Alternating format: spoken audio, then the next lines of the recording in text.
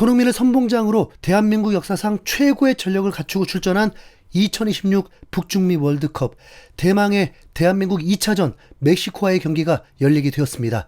개최국이자 FIFA 랭킹도 대한민국보다 높은데도 우리 선수들 자신감은 그 어느 때보다 높고 월드컵 역사상 최초의 2연승을 목표로 하고 있습니다. 11회 출전하는 동안 단 한 번도 두 번째 경기에서 승리한 적도 없었던 대한민국, 이 기록도 깨고 싶고 멕시코를 월드컵에서 두 번 상대했는데 두 번 모두 패배를 했습니다.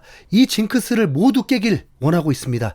우선 한국은 징크스를 깨는 조짐이 보이고 있습니다. 86년 멕시코 월드컵에서 멕시코 현지에서 한 경기도 이기지 못했는데 이미 1차전 체코전을 통해서 고지대를 극복하고 첫 승을 이뤄냈습니다. 멕시코를 부수기 위한 모든 준비가 완료되었습니다. 고지대 환경 적응 완료, 1차전과 동일한 경기장, 같은 잔디에서 2주 이상을 훈련, 선수들의 100% 컨디션, 이보다 더 바랄 것이 없습니다. 단지 개최국이라서 일방적인 소음으로 불편을 겪겠지만 그마저도 우리 선수들은 이보다 더 큰 경기장 원정에서도 경기 경험이 있는 만큼 자신감이 충만합니다. 제발 딱 하나, 사고만 발생하지 않길 바랄 뿐입니다. 부상과 대형 실수 말입니다. 라인업이 공개되었습니다. 깡다고 살벌하네요. 체코 때와는 전혀 다른 라인업일 수도 있겠다는 예측과 무관하게 거의 90% 변화 없이 베스트 라인업을 가동했습니다.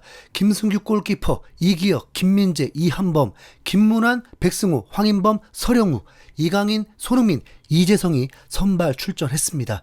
아마도 의견이 많이 갈릴 것이고 경기 결과에 따라서 난리 날 것 같은데요. 왜냐하면 체코와 멕시코가 완전 다른 스타일이잖아요. 체코는 느리면서도 장대 선수들을 통해서 세트피스로 골을 노리고 윙백의 스로잉으로 골을 노리는데 멕시코는 스피드와 압박, 개인기까지 동원되는 팀입니다. 거기다 한국이 수비적으로 나갈지 그냥 맞불 작전으로 나갈지에 따라서 완전 다르고 이제 높이에서도 강점이 있는 한국인 만큼 조규성, 오연규 카드도 만질 수 있다고 예상했는데 이 정도로 변화가 없을 줄은 몰랐습니다. 오히려 서령우를 왼쪽으로 보내고 오른쪽에 김문환을 선택한 변수가 정말 궁금했습니다. 김문환 화이팅. 네.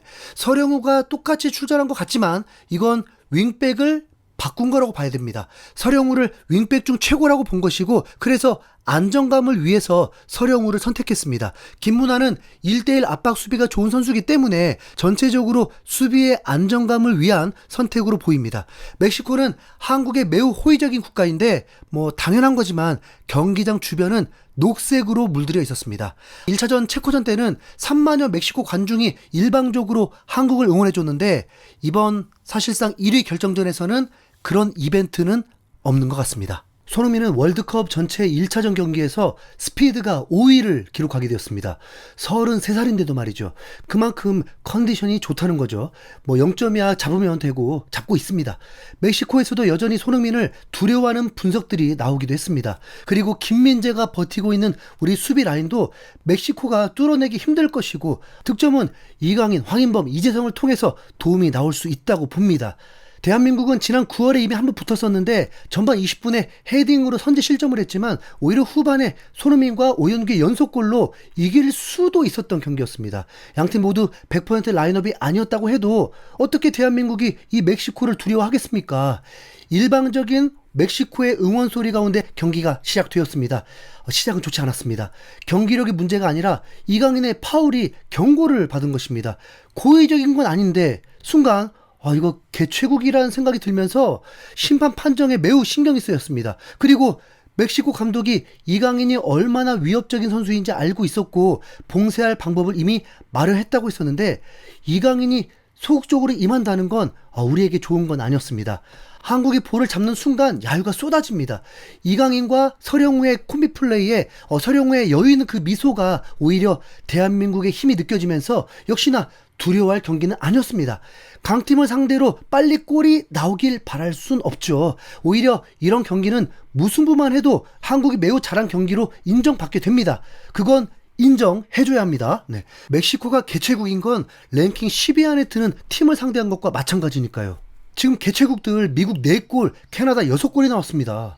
양팀이 라인을 올리기도 하면서 롱볼로 찬스들을 잡으려고 했는데 전반 15분에 손흥민이 라인을 깨면서 골키퍼와 맞붙을 뻔했습니다. 그 순간에 손흥민이 센스 있게 로빙 슛을 했는데 이걸 멕시코 수비수가 골라인 앞에서 오버헤드 킥으로 걷어내면서 골을 놓치고 말았습니다. 정말 아쉬웠죠. 멕시코의 헤딩슛으로 위기를 겪었지만 1쿼터는 매우 팽팽했습니다. 아쉬운 건 역시 이강인의 활약이었습니다. 이강인이 공을 잡을 때 3명이 달라붙으면서 스트레스를 극도로 높이더라고요. 그들의 사고로는 이미 경고도 받았기 때문에 퇴장을 만들려는 의도로 보였습니다. 이강인이 소극적일수록 득점 확률은 줄어듭니다. 경기는 역시 매우 타이트했습니다. 특히 공을 소유하기 위한 몸싸움이 치열했습니다. 멕시코가 라인을 올리니까 옵사이드 상황이 많이 일어났습니다. 그게 결코 불리한 게 아닙니다. 네, 간발의 차도 자주 일어났으니까요. 이렇게 경기하면서도 멕시코는 포르투갈, 벨기에를 상대로도 무승부를 거뒀습니다. 손흥민이 점점 화를 냈는데요. 왜냐하면 심판의 판정이 누가 봐도 멕시코 편이었기 때문입니다. 35분까지 한국은 기대 득점이 0이었고 멕시코는 0.1이었습니다. 우리의 공격이 제대로 이루어지지 않는다고 할 수 있지만 그만큼 멕시코 조직력이 좋은 것이고 순간 뺏기면 또 바로 당할 수 있기 때문에 조심해야 하는 건 좋은 선택이라고 봅니다. 34분에 이강인이 3선까지 내려오고 김민재가 전진을 하면서 여러 차례 패스 플레이가 있었는데 그게 슈팅까지 이어지지 못했습니다. 멕시코는 지금 한 달여 동안 합숙했다는 거. 네. 전반전이 이렇게 무득점이라고 할지라도 무실점도 칭찬받을 만하죠. 네. 중요한 건 파울을 얻어내거나 코너킥을 통해서 세트피스가 필요한데 단 한 번도 없었다는 게 아쉽긴 했습니다. 전반 40분부터는 한국이 완전 주도를 했습니다. 손흥민의 미소가 클로즈업 되는 순간부터였습니다. 손흥민의 키패스 한 번에 뚫리면서 서령우에게 기회가 왔는데 이런 기회가 서령우에게 자주 오진 않죠. 서령우가 슈팅을 한 것이 빗맞았고 그래도 손흥민이 박수를 쳐주면서 칭찬해 주었습니다. 그리고 이강인의 소름 돋는 크로스에 또 공격 기회를 잡으면서 한국은 경기 흐름을 주도했고 10여 분 동안 완전 멕시코를 지배를 했습니다. 이 분위기에서 골이 나오면 끝나는 건데 센터백 이한번 크로스에 문전에서 이재성에게 걸려들지 않았던 게 정말 아쉬웠습니다. 밀려왔던 점유율은 오히려 한국이 더 높아졌고 확실히 한국의 강함이 느껴지는 전반전이었습니다. 이 정도면 진짜 어떤 팀을 만나도 쫄 필요 없겠던데요. 후반을 기대했는데 오히려 제발 사고만 나오지 않기 바란다고 했잖아요. 근데 사고가 터져버립니다. 멕시코의 평범한 문전 크로스에 김승규가 공중에서 볼을 잡으려고 했는데 이기혁과 겹치면서 충돌을 하는 바람에 그 볼을 놓쳤고 그 슈팅을 허용하면서 그게 바로 실점이 돼버렸습니다. 너무 허탈해서 중계진도 당황을 해버렸는데 이렇게 초긴장된 상황에서 이런 실점이 뭔가요? 이러면 멕시코는 버티기로 끝나는 거죠. 대한민국은 후반 20분도 안 돼서 손흥민, 이재성을 교체를 하고 오연규, 황희찬을 투입하는 도전을 또 하게 됩니다. 아기레 감독은 멕시코 국민들에게 욕을 먹으면서까지 유지하는 장점이 바로 수비력이거든요. 오죽하면 65분까지 양쪽 코너킥이 다 하나도 없었습니다. 대한민국은 양쪽 윙백을 공격수들인 엄지성, 양현주를 투입하고 조규성까지 투입하면서 포백으로 바꾸는 초강수를 둡니다. 대한민국의 위기 속에 김승규의 미친 선방 2번도 있었지만 88분에 대한민국도 기회가 있었습니다. 엄지성이 왼쪽에서 크로스를 올린 것을 조규성이 헤딩을 하는 순간 골 하는 순간 그게 골키퍼 선방에 막히면서 정말 안타깝게 동점을 놓치고 말았습니다. 세컨볼에서도 골이 될 수 있었던 건데 너무 잘 막았네요. 후반 막판에 파상 공세가 너무 늦었던 것 같습니다. 하지만 결국 멕시코의 탄탄한 수비와 심판 판정은 다 하나도 도움이 되지 못하면서 정말 너무 아쉽게 멕시코에게 또 패배를 하고 말았습니다. 저는 대한민국 비판할 게 없었습니다.